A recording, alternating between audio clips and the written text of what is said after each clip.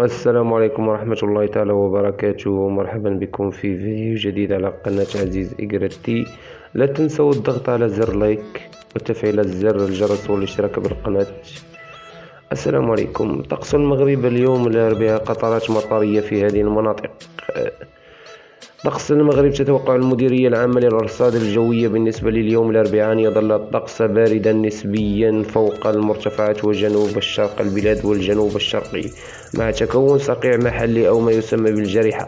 كما يرتقب تشكل سحب منخفضة مصحوبة بكتل ضبابية أو بعض القطرات المطرية المحلية بالسهول الشمالية والمناطق السيس وهضاب فوسفات، مع بقايا من الأمطار في بعض المناطق بشمال الأقاليم الجنوبية والأطلس الصغير.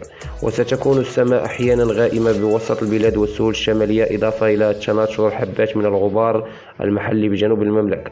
وستتراوح درجات الحرارة الدنيا ما بين ناقص 1 و5 درجات بكل من الريف والأطلس والسفوح الجنوبية الشرقية والهضاب العليا الشرقية، وما بين 5 و10 درجات بهضاب الفوسفات والماس والغرب والسهول الغربية المجاورة لمرتفعات الأطلس، وأيضا بأقصى جنوب الشرقي للبلاد وما بين 12 و16 درجة بالجنوب. وستكون ما بين 9 و12 درجة بباقي ربوع المملكة. وبخصوص درجة الحرارة خلال النهار فستكون في انخفاض، وسيكون البحر قليل الهيجان إلى هائج بواجهات المتوسطية وقليل الهيجان بالبوغاز، وهائجا ما بين المهدية وطرفاية، وقليل الهيجان إلى هائج بباقي السواحل. شكرا. كان هذا هو الخبر، نتمنى أن يعجبكم الفيديو، ولا تنسوا الاشتراك بالقناة وتفعيل زر الجرس والضغط على زر اللايك لتشجيعنا على نشر المقاطع الجديدة.